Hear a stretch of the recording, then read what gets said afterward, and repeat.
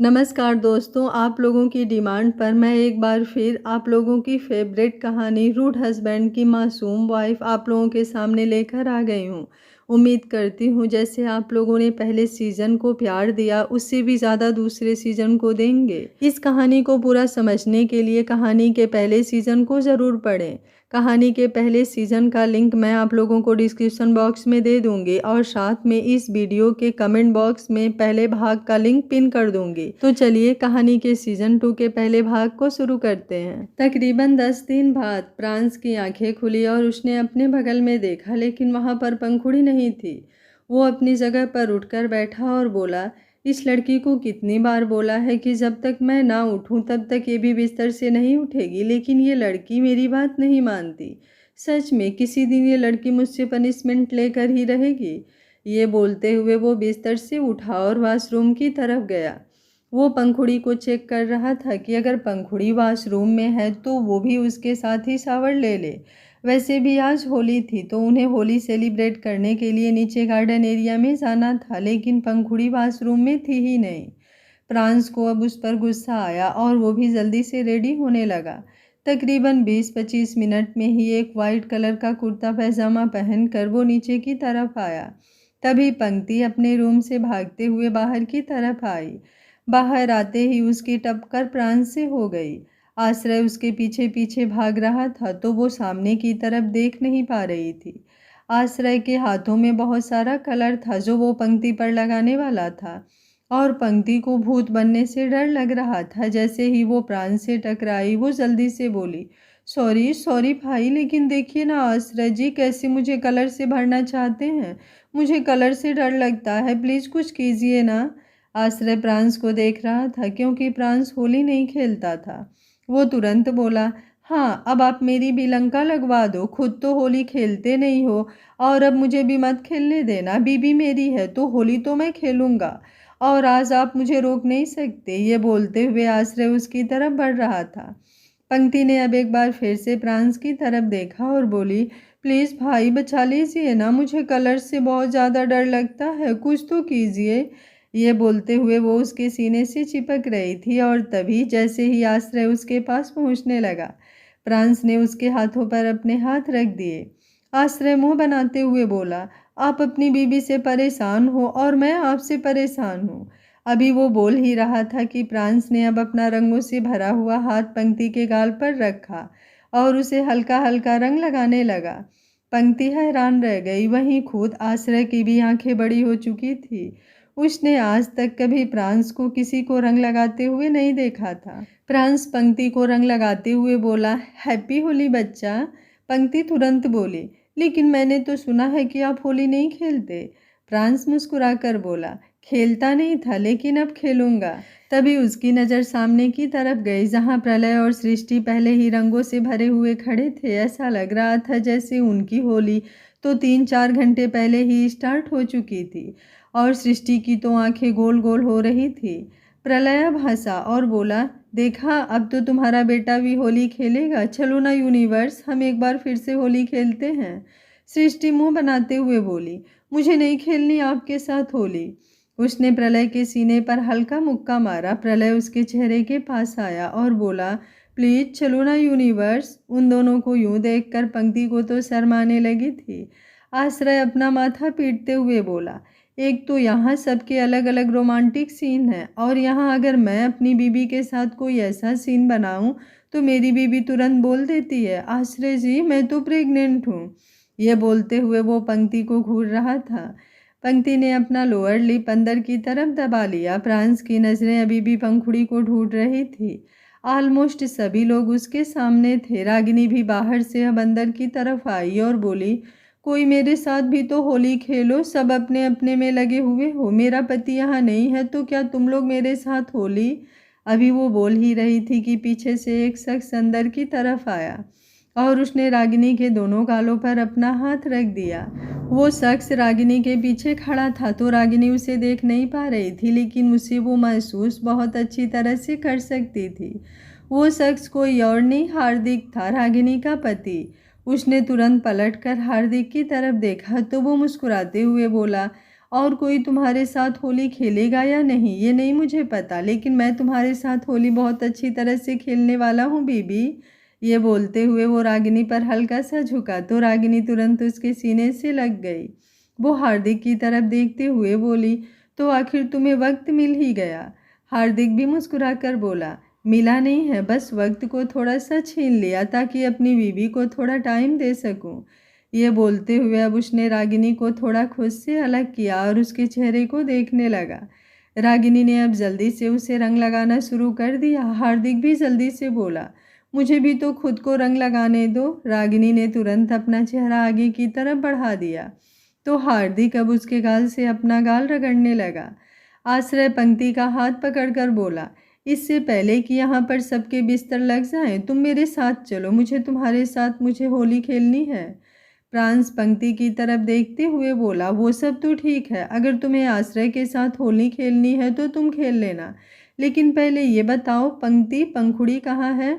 उसके सवाल पर पंक्ति के चेहरे पर सवालिया एक्सप्रेशंस आ गए, क्योंकि उसने सुबह से पंखुड़ी को कहीं नहीं देखा था। वो तो पिछले 1-1.5 घंटे से जगी हुई थी और घर में इधर उधर घूम रही थी। उसने अपना चेहरा ना में हिलाया और बोली, भाई मैंने तो पंखुड़ी भाभी को कहीं नहीं देखा। प्रांस के चेहरे पर परेशानी झलकने लगी। उसने तुरंत सृष्टि की तरफ देखते हुए पूछा, आपने पंखुड़ी को कहीं पर देखा क्या मॉम। सृष्टि कुछ बोलती उससे पहले ही प्रलय बोला, तुम्हारी पंखुड़ी के बारे में हमें कैसे पता होगा, अपनी पंखुड़ी के बारे में तुम पता करो। ना तो तुम्हारी पंखुड़ी अपनी हरकतों से बाज आती है और ना ही तुम अपनी हरकतों से बाज आते हो। प्रांस ने उसे घूर कर देखा। सृष्टि प्रलय की तरफ देखते हुए बोली, आप ऐसे कैसे बोल सकते हैं डिस्ट्रॉयर, यहाँ पर मेरी प्यारी बहू रानी मिल नहीं रही है और आप हैं कि उसे भरा बुरा सुना रहे हैं। अगर मेरी बहू रानी को कुछ हो गया तो। उसकी इस बात पर प्रांस के चेहरे पर और भी ज़्यादा परेशानी झलकने लगी थी। वो अब जल्दी से बाहर की तरफ आया तो सब लोग उसके पीछे पीछे आ गए। आश्रय पंक्ति भी पंखुड़ी को ढूंढ रहे थे और सृष्टि भी जोरों से पंखुड़ी पंखुड़ी चिल्लाए जा रही थी। अब रागिनी ने भी पंखुड़ी का नाम चिल्लाना शुरू कर दिया था। वो दोनों ही भांग के नशे में थे और उन्हें देखते हुए अब प्रलय भी चिल्लाने लगा था, लेकिन वो पंखुड़ी का नाम लेकर नहीं चिल्ला रहा था, बल्कि वो मेरी प्यारी बहू रानी बोलकर चिल्ला रहा था। सब लोग पंखुड़ी को ढूंढते हुए गार्डन में घूम रहे थे, जहाँ एक तरफ स्टॉल पर बहुत सारे कलर्स रखे हुए थे और दूसरी तरफ ठंडाई के गिलास जिनमें भांग मिली हुई थी। पंक्ति भी ठंडाई वाले काउंटर की तरफ आई और आश्रय की तरफ देखते हुए बोली, मुझे भी ये पीनी है आश्रय जी, अगर आप चाहते हैं कि मैं आपके साथ होली खेलूं तो आप मुझे ये पिलाइए। अब पंखुड़ी भाभी मिल जाएंगी तो फिर मैं आपके साथ होली ज़रूर खेलूंगी। आश्रय ने अपना चेहरा हाँ में हिलाया और बोला, ठीक है, लेकिन तुम ये ज़्यादा मत पीना, बस थोड़ी सी। पंक्ति ने भी तुरंत कहा, हाँ बस थोड़ी सी। ये बोलकर उसने एक गिलास उठाया और उसे पूरा खत्म कर दिया। आश्रय ने भी अपने हाथ में एक गिलास लिया और उसे पी लिया। अब उन दोनों को पंखुड़ी का ख्याल कहाँ आने वाला था। अब तो उनकी आंखें गोल गोल घूमने लगी थी और अब वो एक दूसरे को देखकर मुस्कुराने लगे थे। पंक्ति तुरंत आश्रय के करीब आई और बोली, बाकियों का तो पता नहीं आश्रय जी, लेकिन आप मेरा बिस्तर लगाइए ना। आश्रय ने उसकी कमर पर अपना हाथ रखा और बेहद इंटेंस नज़रों से उसे देखते हुए बोला, सच में तुम बिस्तर पर होली खेलना चाहती हो। पंक्ति ने अपना चेहरा हाँ में हिला दिया और फिर अपने लिप्स को अंदर की तरफ दबाने लगी। आश्रय की नज़रें उस पर और भी ज़्यादा इंटेंस हो गई थी। वहीं प्रांस तुरंत गार्ड्स की तरफ आया और उसने गार्ड से पूछा, पंखुड़ी को तुमने कहीं बाहर जाते हुए देखा क्या। एक गार्ड ने अपना चेहरा ना में हिलाया और बोला, बिल्कुल भी नहीं सर, हमने तो उन्हें यहाँ से बाहर जाते हुए बिल्कुल भी नहीं देखा। इनफैक्ट सुबह से ही राणा मेंशन से कोई भी बाहर नहीं गया है। प्रांस गुस्से से बोला, तुम लोग कहीं बाहर भी गए थे क्या, आई मीन तुम लोगों में से कोई यहाँ से हिला हो। उन गार्ड्स ने तुरंत अपना चेहरा ना में हिला दिया और अब प्रांस ने अपना माथा पकड़ लिया। तभी उसके दिमाग में आइडिया आया कि वो सीसीटीवी फुटेज चेक करे। उसने जल्दी से सिक्योरिटी रूम में आकर सीसीटीवी फुटेज चेक की तो उसे पंखुड़ी तकरीबन 2 घंटे पहले बैकयार्ड एरिया की तरफ जाती हुई दिखाई दी थी, वो भी अपने हाथ में 2-3 बाल्टी लेकर। प्रांस को समझ नहीं आया कि आखिर पंखुड़ी बैकयार्ड एरिया में क्यों गई, वो भी इस तरह से बाल्टियां पकड़कर। वो तुरंत सिक्योरिटी रूम से निकला तो उसकी नज़र गार्डन में झूम रहे प्रलय, सृष्टि, रागिनी, हार्दिक और आश्रय पंक्ति पर गई। उन सबको देखकर उसने अपना चेहरा नामी हिलाया और बोला, इनका कुछ नहीं हो सकता। ये बोलकर अब वो जल्दी से बैकयार्ड एरिया की तरफ आया, जहाँ साइड में एक नल लगा हुआ था और पंखुड़ी उस नल के पास बैठी थी, जिसके पास ही 3-4 बाल्टियाँ रखी थी जो भरी हुई थी, लेकिन पानी से नहीं बल्कि पानी वाले छोटे छोटे गुब्बारों से। और अभी भी पंखुड़ी उन गुब्बारों को भरे जा रही थी। जहाँ एक तरफ सब लोग होली में बिजी थे, ऑलमोस्ट सभी लोग नशे में थे, सबने भांग पी रखी थी, वहीं प्रांस पंखुड़ी को ढूंढ रहा था। जैसे कि वहां पर प्रांस के कदमों की आहट हुई। पंखुड़ी जो बैलून का मुंह खोल रही थी, उसने पलटकर प्रांस की तरफ देखा। उसे देखते हुए उसने अपना लोअर लिप हल्का सा अंदर की तरफ दबाया।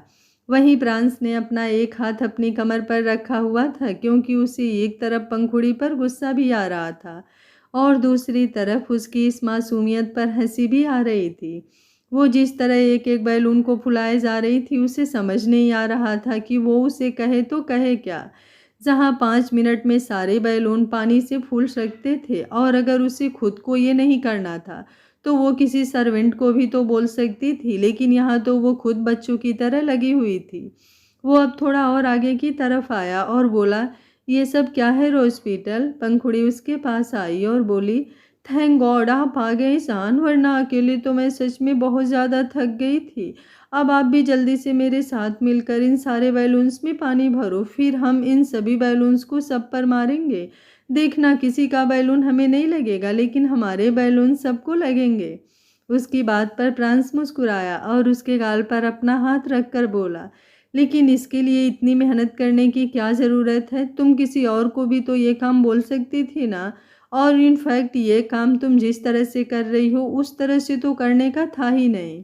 और मुझे तो ये समझ में नहीं आ रहा कि तुम्हें सबको बैलून्स मारने ही क्यों हैं? पंखुड़ी मुंह बनाते हुए बोली।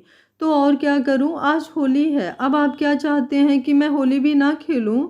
प्रांस उसकी कमर पर अपना हाथ रखा और बोला, ऐसा बिल्कुल नहीं है रोजपीटल, मैं चाहता हूँ तुम होली खोलो, सबके साथ खेलो, लेकिन उसमें कम से कम तुम खुद को थकाओ तो मत। ये तुम मुझे दो, मैं तुम्हें बताता हूँ ये बैलून्स कैसे भरे जाएंगे। ये बोलकर वो आगे की तरफ आया। वहाँ पर बैलून्स के पैकेट्स पड़े थे, जिन पर ऊपर की तरफ पाइप लगी हुई थी, लेकिन पंखुड़ी ने इतना दिमाग तो लगाया ही नहीं कि वो उस पाइप से सारे बैलून्स एक साथ भर सकती है। वो तो एक एक बैलून्स उस पाइप से निकाल कर पानी से भर रही थी, और अब 5 मिनट में ही प्रांस ने सारे बैलून्स में पानी भर दिया। पंखुड़ी तो बस उसकी तरफ देखती ही रह गई। वो तुरंत बोली, जान आप तो सच में कमाल हैं, आपने तो 5 मिनट में सारे बैलून्स भर दिए। अब हम इन सारे बैलून्स को लेकर आगे गार्डन एरिया में चलते हैं, सबको वहाँ पर बुलाएंगे और सबके साथ होली खेलेंगे। अभी वो बोल ही रही थी कि प्रांस ने एक बैलून अपने हाथ में पकड़ लिया और उसे अपने हाथ में उछालने लगा। उसकी नज़रें अब पंखुड़ी पर इंटेंस हो गई थी। पंखुड़ी उसकी नज़रों को समझने की कोशिश कर रही थी और साथ ही साथ उसके इरादों को भी। और जैसे ही उसे प्रांस के इरादे समझ में आए, उसने अपने पैर पीछे की तरफ लेने शुरू कर दिए और अब प्रांस ने एक बैलून अपने हाथ में और ले लिया। वो पंखुड़ी की तरफ देखते हुए बोला, यू नो वाट, मुझे बैलून्स बहुत पसंद हैं। पंखुड़ी झट से बोली, तो फिर आप उनके साथ खेल लीजिए ना। अब वो तुरंत अपने फ्रॉक सूट को कसकर मुट्ठियों में पकड़ते हुए वहाँ से आगे की तरफ भागी। अब उसे बाकी सबसे तो बचना था। वो तेजी से भाग रही थी और प्रांस उसे देखकर तिरछा मुस्कुरा रहा था, क्योंकि बेशक से उसकी रोज पीटल जितना मर्जी भागने की कोशिश कर ले, लेकिन वो कभी भी अपने इस खट्टे नींबू की पकड़ से दूर नहीं जा सकती। वहीं पंखुड़ी भागते हुए आगे की तरफ आई तो आगे आते ही उसकी नज़रें सामने सृष्टि और प्रलय पर गई, जो दोनों एक दूसरे के साथ होली खेल रहे थे। प्रलय के हाथ में लंबी सी पिचकारी थी और सृष्टि ने अपना चेहरा दूसरी तरफ घुमाया हुआ था। प्रलय उसकी बैक की तरफ पिचकारी से मार रहा था। प्रलय पिचकारी दबाते हुए बोला, मैं आ रहा हूँ यूनिवर्स। सृष्टि भी बड़ी इंटेंस वॉइस में बोली, आ जाइए डिस्ट्रॉयर और मुझे अपने प्यार की पिचकारी से भर दीजिए। जैसे ही उसने कहा, प्रलय ने पिचकारी दबा दी और उसमें भरा हुआ सारा रंग सृष्टि के ऊपर आ गया। सृष्टि ने एक गहरी सिसकी भरी और उस रंग को अपने ऊपर और भी ज़्यादा अच्छे से फैलाने लगी। तभी पंखुड़ी भागते हुए वहाँ पर आई और जल्दी से सृष्टि के सीने से लगते हुए बोली, बचाइए सासू माँ, मुझे बचाइए, वो मुझ पर बैलून्स मारना चाहते हैं। आप प्लीज़ इन्हें कहिए ना कि वो मुझे बैलून्स ना मारें। बल्कि मैंने तो इतनी मुश्किल से वो सारे बैलून्स में पानी भरा है और अब वो उन बैलून्स से मुझे गीला करने वाले हैं। प्रलय जो पिचकारी खत्म करने के बाद उसे दोबारा भरने में लग गया था।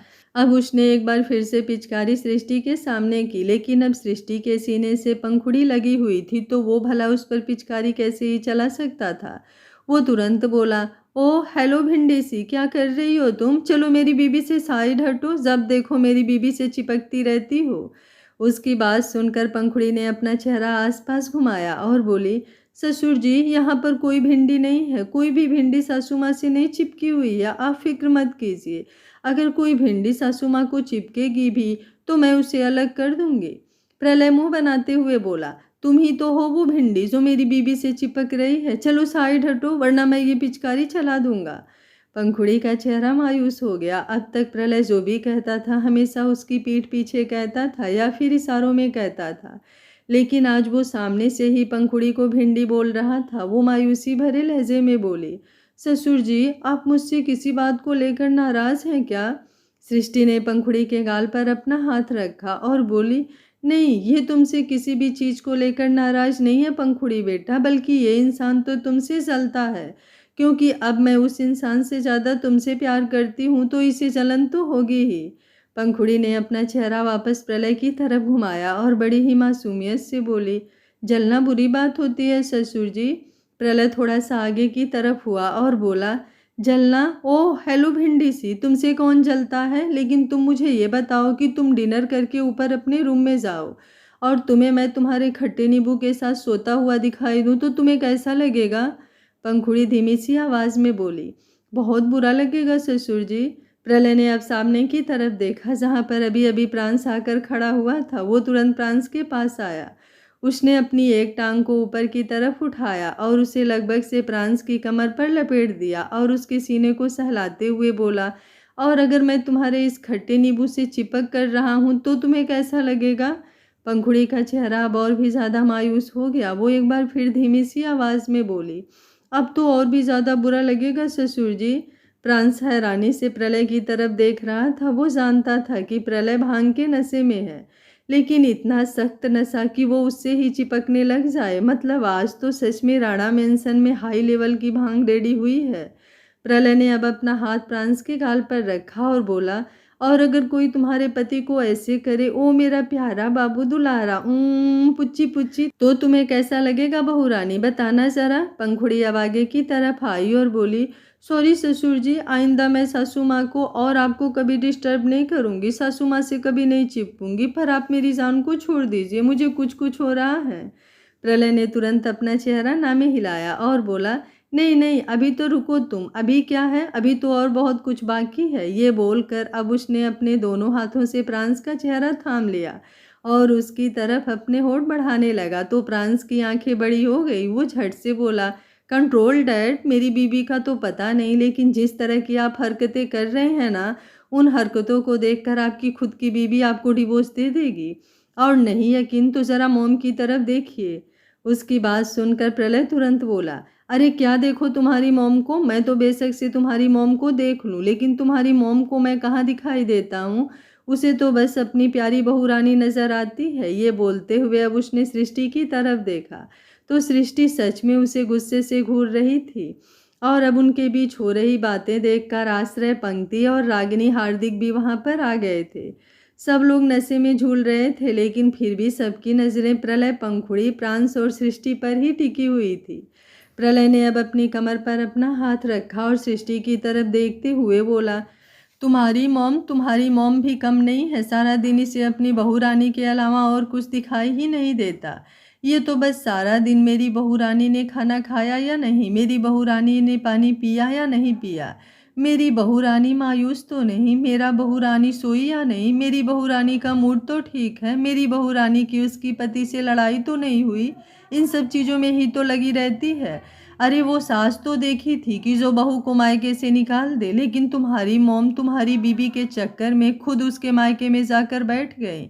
तो ऐसी बीबी का मैं करूँ तो करूँ भी क्या? मैं तो शुक्र मनाऊंगा अगर तुम्हारी मॉम मुझे डाइवोर्स दे दें। अगले ही पल अगर मैंने राणा मेंशन में अपनी 10 बीबियां लाकर खड़ी नहीं कर दी तो मैं भी प्रलय राणा नहीं।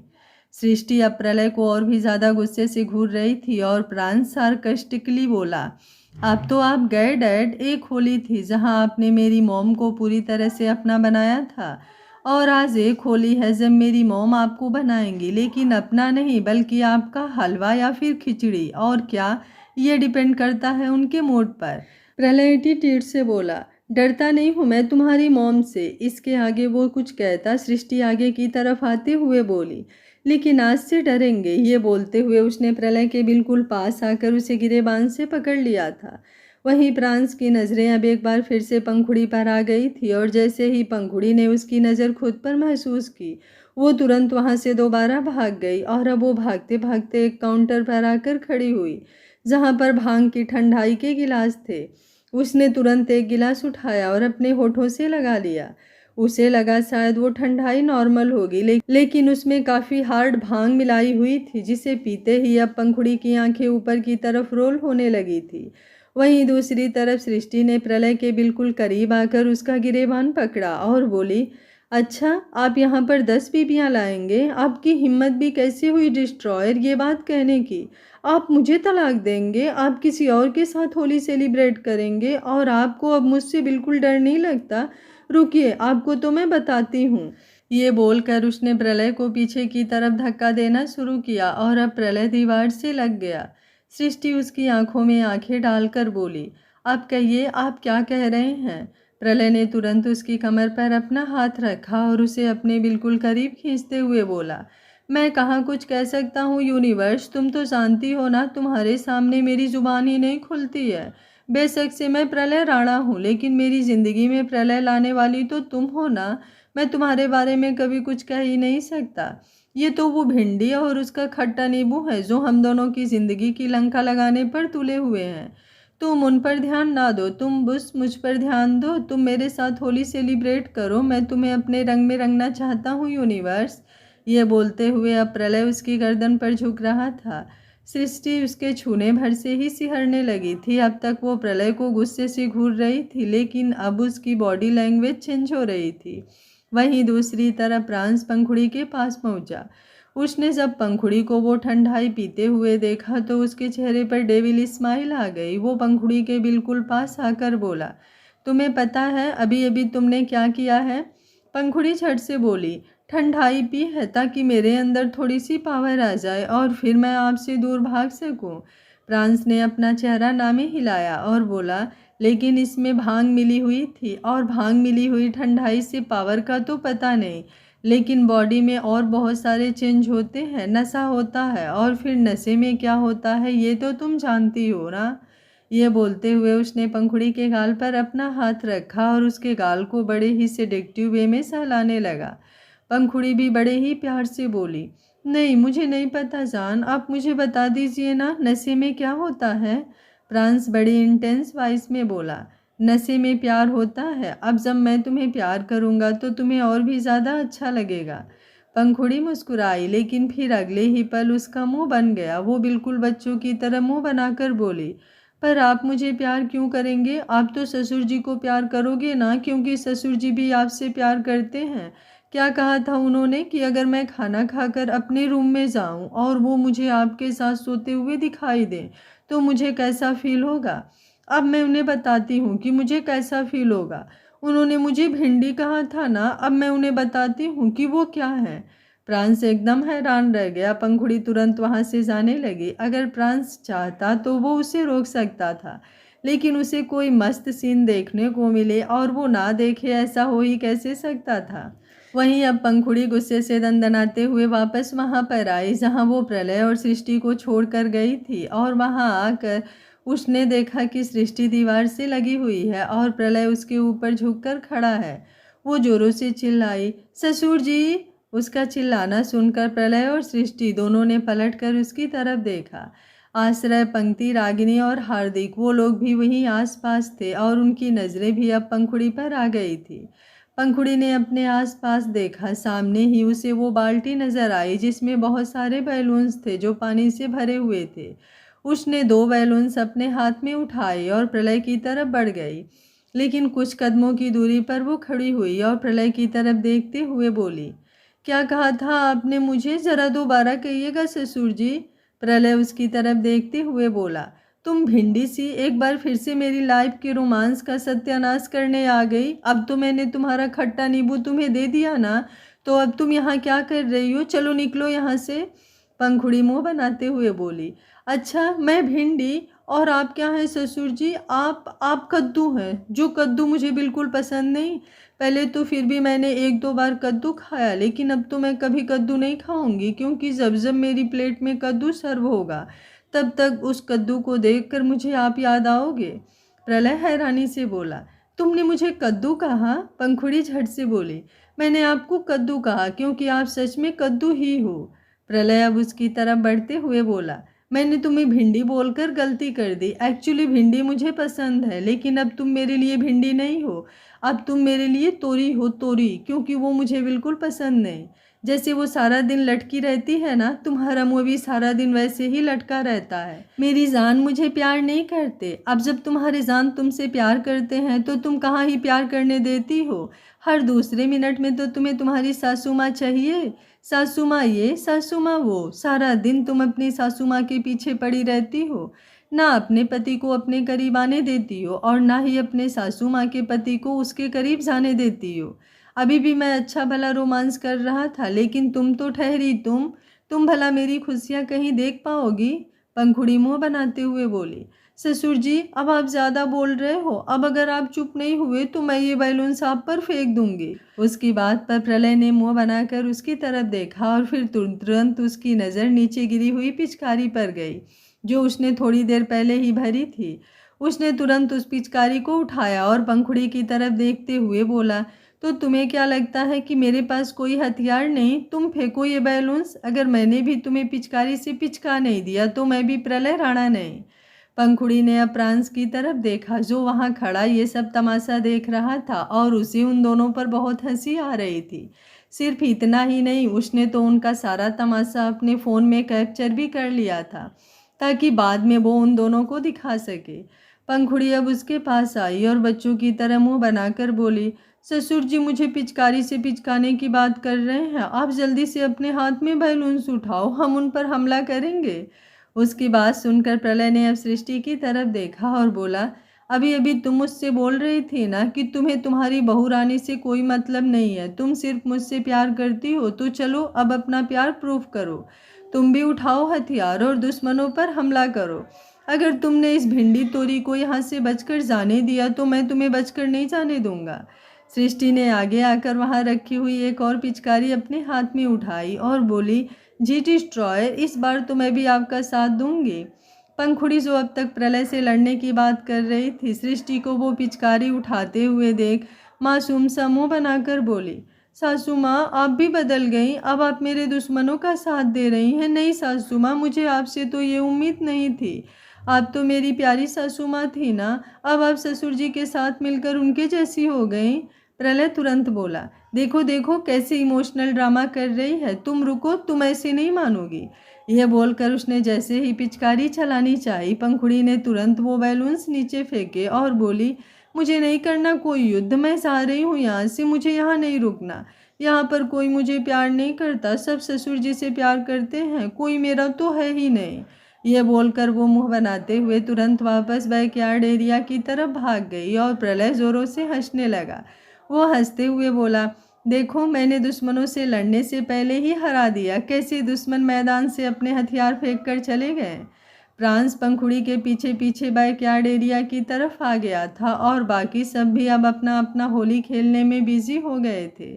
फ्रांस बैकयार्ड एरिया में आकर पंखुड़ी को ढूंढ रहा था, लेकिन वो उसे वहाँ कहीं नज़र नहीं आई, तो वो तुरंत वहाँ से वापस आगे की तरफ आने लगा। लेकिन उसे सामने ही वहाँ गेस्ट रूम का दरवाज़ा खुला मिला, तो वो समझ गया था कि पंखुड़ी ज़रूर वहीं पर गई होगी। और अब जैसे ही वो उस रूम में आया, उसने देखा पंखुड़ी सामने बेड पर बैठी थी और उसने अपना चेहरा नीचे की तरफ झुकाया हुआ था। उसे देखकर फ्रांस एक पल के लिए रुका और फिर तुरंत बाहर की तरफ भागा। बाहर आकर उसने कलर से भरी एक प्लेट उठाई और फिर वापस रूम में आ गया। लेकिन अंदर आते ही सबसे पहले उसने दरवाज़ा बंद किया। पंखुड़ी जो अपना चेहरा नीचे की तरफ झुकाकर बैठी थी, उसने नज़रें उठाकर अब उसकी तरफ देखा और शिकायती लहजे में बोली, अब आप क्यों आए हैं यहाँ पर? आप भी यहाँ से चले जाइए, मुझे नहीं करनी किसी से कोई बात, कोई मुझसे प्यार नहीं करता। अभी वो बोल ही रही थी कि प्रांस बिल्कुल उसके सामने आकर बैठा और फिर उसे बड़ी ही प्यार भरी नज़रों से देखते हुए बोला, लेकिन मैं तो करता हूँ ना। पंखुड़ी नाक सिकोड़कर बोली, आई लव यू तो बोलते नहीं हो, प्यार क्या खाक करते हो आप? वो तो मैं ही दिन में आपको 4-5 बार बोलती हूँ, लेकिन आप तो एक बार भी नहीं बोलते हो। फ्रांस ने अपने हाथ में लाल रंग लिया और फिर बिल्कुल उसके करीब होकर उसके गाल पर लगाते हुए बोला, क्या अभी भी आई लव यू बोलने की कोई ज़रूरत है? ये बोलते हुए जितनी उसकी आवाज़ सेडेक्टिव थी, उतना ही सेडेक्टिव वे में उसका हाथ भी पंखुड़ी के गाल पर चल रहा था और अब वो धीरे धीरे अपने हाथ को उसकी गर्दन पर ले आया था। पंखुड़ी की तो धड़कनों ने जैसे रफ्तार पकड़ ली। अब तक तो नाक फुलाकर बैठी थी, लेकिन अब तो ऐसा लग रहा था जैसे वो पतंग और फ्रांस के हाथ में उसकी डोर। फ्रांस जैसे जैसे घुमाएगा, पंखुड़ी घूमती जाएगी। वहीं दूसरी तरफ पंक्ति को लेकर आश्रय रूम में आ गया था। रूम में आते ही पंक्ति उसकी तरफ देखते हुए बोली, आप मुझे यहाँ क्यों ले आए आश्रय जी? सब लोग बाहर होली खेल रहे हैं तो हमें भी बाहर ही होली खेलनी होगी ना। चलिए हम बाहर चलकर सबको रंग लगाते हैं। ये बोलते हुए वो एक बार फिर से दरवाजे की तरफ घूमने लगी। उसके हाथों में रंग था। आश्रय ने उसकी कमर पर अपना हाथ रखकर उसे रोका और फिर उसे धीरे धीरे बिस्तर की तरफ ले आया। उसने पंक्ति को आराम से बिस्तर पर लेटाया और फिर उसकी तरफ देखते हुए बोला, सबके साथ तो तुमने बहुत हेली खेली, अब तुम बस मुझे रंग लगाओ और वो भी प्यार से, और मैं भी तुम्हें अपने प्यार से रंगूंगा। ये बोलते हुए उसने खुद पंक्ति का हाथ पकड़कर अपने गाल पर रख दिया। पंक्ति की मुट्ठी अब खुली और वो रंग आश्रय के गाल पर लगने लगा और उसके गाल से छूटकर नीचे खुद पंक्ति की गर्दन पर भी गिरने लगा। पंक्ति भी मदहोशी भरी नज़रों से उसकी तरफ देखने लगी थी और आश्रय अब उसके चेहरे पर झुका और बोला, क्या अभी भी तुम्हें मुझे छोड़कर बाकी सबके साथ होली खेलनी है क्या? अभी भी तुम्हें बाहर जाना है? पंक्ति ने अपना चेहरा नामे हिलाया और बोली, बिल्कुल भी नहीं आश्रय जी, अब तो बस मुझे आपके साथ होली खेलनी है। ये बोलकर अब उसने अपना दूसरा हाथ भी आश्रय के गाल पर रख दिया था और उसमें ग्रीन कलर का रंग भरा हुआ था। अब वो रंग भी आश्रय के गाल के साथ साथ खुद पंक्ति की गर्दन और उसके सीने पर गिर रहा था और अब आश्रय उसकी गर्दन पर झुका और उसे हल्का हल्का चूमने लगा।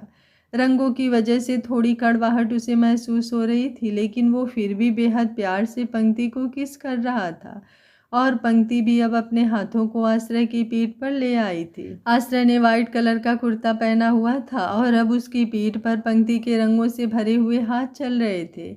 आश्रय उसके गर्दन को चूमते हुए अब वो उसके पेट की तरफ आया और उसके पेट को प्यार भरी नज़रों से देखते हुए बोला, अपने बेबी के साथ तो मैंने होली सेलिब्रेट की ही नहीं।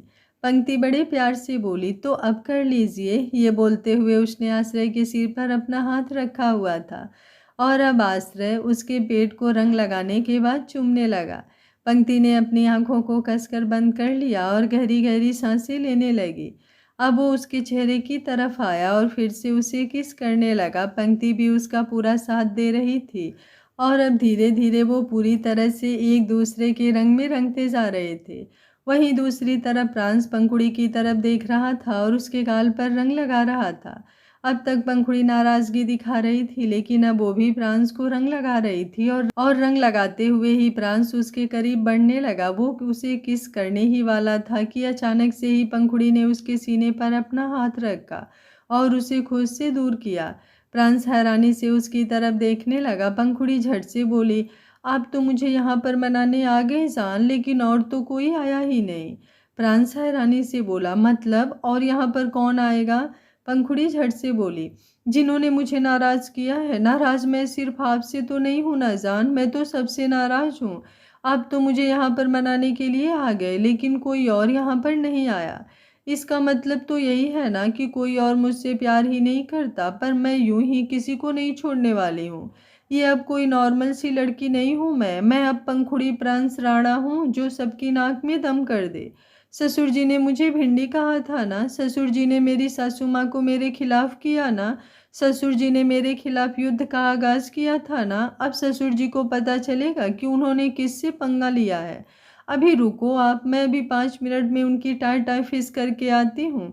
फिर आप मुझे आई लव यू बोलना और मैं भी आपको आई लव यू बोलूँगी और फिर हम प्यार भी करेंगे एक दूसरे को। वैसे तो मुझे हमेशा डर लगता रहता है, लेकिन आज मैं आपको पूरा साथ दूंगी। अभी आप और रुको, मैं बस 5 मिनट में आई। ये बोलकर अब वो तुरंत बिस्तर से उठी और फिर अपने लड़खड़ाते हुए कदमों से बाहर जाने लगी। फ्रांस जल्दी से बोला, स्टॉप इट रोज पीटर, अब तुम कहीं नहीं जाओगी, बस बहुत हुआ। अभी मुझे तुम्हारे साथ होली सेलिब्रेट करनी है बच्चा। पंखुड़ी ने उसकी तरफ पलट कर देखा और बोली, होली तो मुझे भी सेलिब्रेट करनी है जान, लेकिन पहले ससुर जी के साथ हिसाब बराबर करना है। यह बोलकर वो तुरंत बाहर की तरफ आ गई और फिर बाहर गार्डन एरिया में आकर जोरों से चिल्लाई, ओ ससुर जी। फ्रांस भी उसके पीछे पीछे आया। पंखुड़ी बार बार जोरों से चिल्ला रही थी, लेकिन अब प्रलय और सृष्टि वहां पर थे ही नहीं, तो पंखुड़ी की बातों का जवाब कौन देता। इसलिए पंखुड़ी अब उन्हें ढूंढते हुए अंदर की तरफ आई। अंदर आते ही उसकी नज़र प्रलय के रूम की तरफ गई, जहां दरवाज़ा बंद था। वो समझ गई थी कि वो दोनों रूम के अंदर ही होंगे। प्राण सब जल्दी से पीछे आया। वैसे तो उसे प्रलय को परेशान करने में बहुत मज़ा आता था, लेकिन फिलहाल अभी उसका खुद का रोमांटिक मूड था, तो वो बस पंखुड़ी को जल्दी से अपने साथ बैकयार्ड एरिया में लेकर जाना चाहता था। लेकिन यहाँ तो पंखुड़ी अब उसकी बात मान ही नहीं रही थी। वो उसके पास आकर बोला, प्लीज़ रोज पीटल बंद करो ये सब। उन लोगों को अभी फ़िलहाल तुम अकेले में होली सेलिब्रेट करने दो। जब होली ख़त्म हो जाएगी तब हम उनसे बात करेंगे। तब मैं तुम्हारे साथ मिलकर तुम्हारे ससुर जी को सबक सिखाऊंगा। आई प्रॉमिस, मैं उनकी चटनी बनाकर रख दूंगा, लेकिन अभी फ़िलहाल तुम मेरे साथ चलो। मुझे तुम्हें प्यार करना है। पंखुड़ी अब बहुत मासूम सा मुँह बनाकर बोली, प्यार तो मुझे भी आपको बहुत करना है जान, लेकिन पहले ससुर जी के साथ हिसाब बराबर करना है ना। फ्रांस ने अपना माथा पीट लिया। आज उसे अपना ही फैलाया हुआ रायता खुद पर भारी पड़ता हुआ महसूस हो रहा था। वो जानता था कि इस वक्त राणा मेंशन के जितने भी कपल हैं वो सब अपने अपने रूम में होंगे। उसने देखा था गार्डन में ना तो हार्दिक और रागिनी थे, ना आश्रय और पंक्ति, ना ही प्रलय और सृष्टि। मतलब साफ था कि वो सब लोग अपने अपने रूम में अब अपनी अपनी होली प्यार से सेलिब्रेट कर रहे होंगे। लेकिन यहाँ उसकी वाली अलग ही ड्रामा लेकर बैठी थी। वो जल्दी से उसके पास आया और बोला, लगता है तुम ऐसे नहीं मानोगी, मुझे तुम्हारे साथ ज़बरदस्ती ही करनी पड़ेगी। ये बोलकर उसने तुरंत उसे अपनी गोद में उठाया और अब उसे बाहर बैकयार्ड एरिया लेकर जाने की बजाय ऊपर अपने रूम में ले आया। पंखुड़ी उसकी गोद में सिमटी हुई छटपटा रही थी। वो बार बार अपने हाथों पैरों को चलाते हुए बोल रही थी, छोड़िए मुझे जान, वरना मैं दोबारा आपसे नाराज हो जाऊंगी। प्रांशु उसे गुस्से से घूरते हुए बोला, चुप हो जाओ बिल्कुल, वरना मैं तुम्हें बहुत अच्छी तरह से बता दूंगा नाराजगी होती क्या है। पंखुड़ी उसे गुस्से से घूरते हुए बोली, बस बस, अब आप भी बदल गए ना, अब आप भी मुझसे प्यार नहीं करते। प्रांश तुरंत बोला, हाँ नहीं करता। जैसे ही उसने कहा पंखुड़ी जोरों से रोने लगी और प्रांश का मन किया कि अपना सिर दीवार से फोड़ ले। वो पंखुड़ी को बिस्तर पर लिटाकर बोला, चुप हो जा मेरी माँ। पंखुड़ी ने अब अपना लोअर लिप हल्का सा दबाया और बोली, ठीक है चुप हो जाऊंगी, लेकिन पहले मेरे लिए कुछ स्पेशल कीजिए। प्रांश मुंह बनाते हुए बोला, अब मैं तुम्हारे लिए यहाँ पर मुजरा करूँ क्या। पंखुड़ी झट से मुंह बनाते हुए बोली, देखा देखा कैसे अब आप एक बार फिर से गुस्से में मुझसे बातें कर रहे हैं। जाइए, अब मुझे नहीं कुछ स्पेशल करवाना आपसे। प्रांस ने अब एक बार फिर से अपना माथा पकड़ लिया और बोला, ओके फाइन, बताओ मुझे क्या करना है, आई मीन क्या चाहती हो तुम। पंखुड़ी ने अपने होठों पर अपनी जीभ बड़े ही सेडिक्टिव वे में चलाई और फिर धीमी सी आवाज़ में बोली, कुछ तो स्पेशल कीजिए ना, मुझे कुछ अच्छा सा खिला दीजिए, मुझे कुछ मीठा खाने का मन कर रहा है। अब आप देखिए मुझे क्या मीठा खिला सकते हैं। ये बोलते हुए वो इंटेंस सी नज़रों से प्रांस को देखने लगी थी और प्रांस के चेहरे पर भी अब हल्की हल्की स्माइल थी।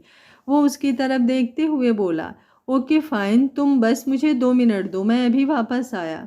ये बोलकर वो तुरंत रूम से बाहर चला गया और पंखुड़ी हल्का सा मुस्कुराते हुए बोली, अगर जान मेरे लिए कुछ स्पेशल कर रहे हैं तो मुझे भी तो उनके लिए कुछ स्पेशल करना चाहिए ना।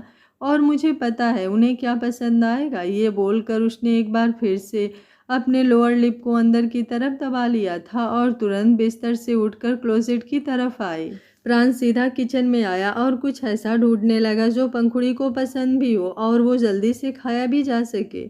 उसने जैसे ही फ्रिज खोला उसे फ्रिज में चॉकलेट पैनकेक रखे हुए नजर आए।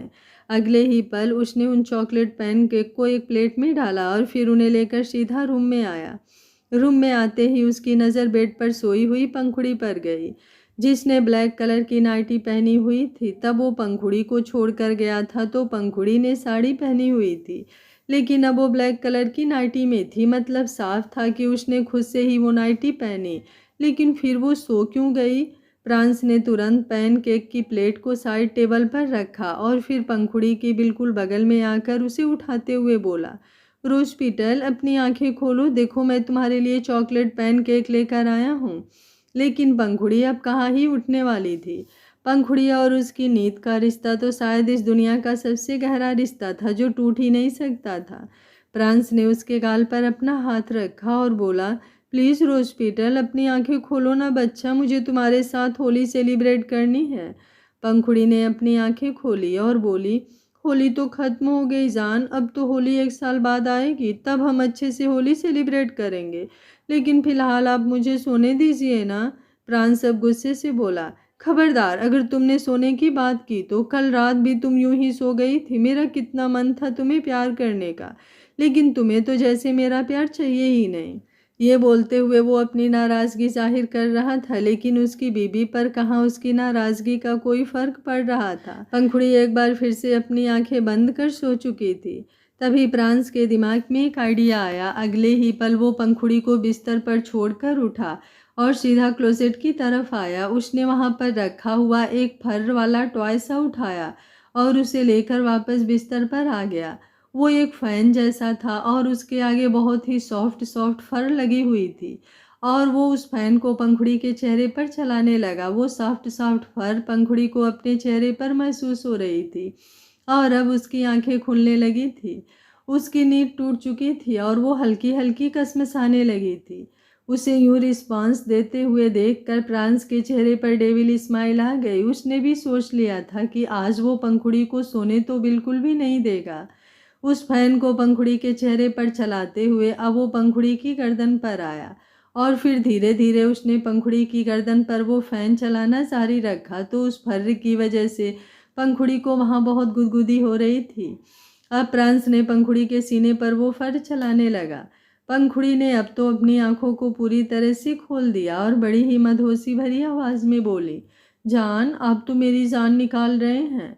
प्रांस चेहरे पर इंटेंस स्माइल लिए बोला, अभी कहाँ, अभी तो तुम्हारी जान निकालनी बाकी है। ये बोलकर अब वो उसके पूरे बदन पर ही वो फर चला रहा था। हालांकि पंखुड़ी ने नाइट पहन रखी थी, फिर भी उसे गुदगुदी बहुत ही ज़्यादा होती थी। अभी कुछ वक्त पहले तक तो वो गहरी नींद में थी, लेकिन अब ऐसा लग रहा था जैसे वो पूरी रात नहीं सोने वाली। और अब प्रांस उसकी तरफ देखते हुए बोला, तुम्हें नींद आई है ना, एक काम करो, तुम सो जाओ। ये बोलकर अब वो अपनी जगह पर लेट गया और पंखुड़ी हैरान रह गई। जब वो सो रही थी तब तो प्रांस ने उसे सोने नहीं दिया और अब उसकी नींदें उड़ाकर खुद बिस्तर पर आराम से लेट गया। वो तुरंत अपनी जगह पर उठकर बैठी। शर्म तो उसे बहुत आ रही थी, इसलिए उसने ब्लैंकेट को हल्का सा ऊपर की तरफ खींच लिया और फिर प्रांस की तरफ देखते हुए बोली, आप मेरे साथ ऐसा कैसे कर सकते हैं जान? यहाँ मैंने आपके लिए अपनी नींद छोड़ दी और आप मुझे तड़पाकर खुद सो रहे हैं। आपने एक बार फिर से मुझे तड़पाना शुरू कर दिया। प्रांस तुरंत बोला, सच में तुमने मेरे लिए अपनी नींद छोड़ दी? पंखुड़ी ने अब अपना लोअर लिप अंदर की तरफ दबा लिया और फिर कुछ पल चुप रहने के बाद बोली, मुझे आपका प्यार चाहिए। प्रांस तुरंत बोला, आराम से सो जाओ, प्यार अब कल करेंगे। पंखुड़ी एक बार फिर से बोली, लेकिन मुझे अभी करना है। प्रांस तुरंत बोला, तुम्हें तो डर लग रहा था ना, कल भी तुम डर के मारे मेरे करीब नहीं आई, तो अब क्या हुआ? अब जाओ, जाकर आराम से सो जाओ।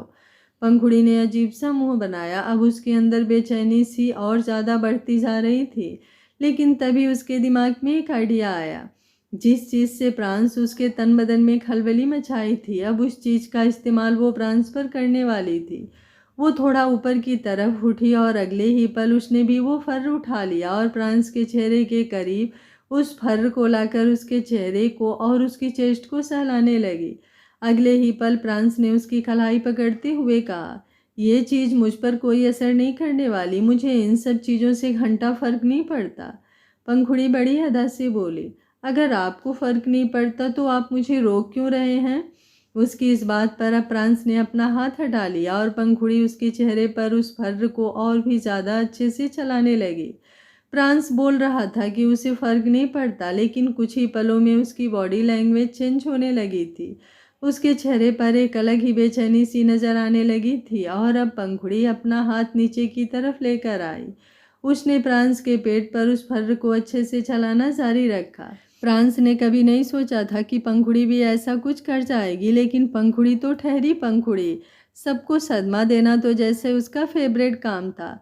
अब फ्रांस को सच में बहुत अजीब फील होने लगा था। फ्रांस उसका हाथ पकड़ते हुए बोला, चलो चुपचाप सो जाओ, फालतू का दिमाग मत खराब करो मेरा।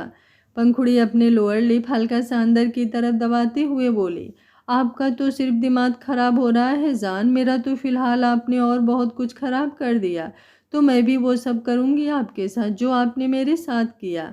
2-4 मिनट तो वो पंखुड़ी को बर्दाश्त करता रहा, लेकिन जब वो बर्दाश्त नहीं कर पाया तो उसने पंखुड़ी का फर वाला हाथ कसकर पकड़ लिया। पंखुड़ी के चेहरे पर इंटेंस स्माइल थी, क्योंकि वो जानती थी कि फ्रांस अपना कंट्रोल खो चुका है।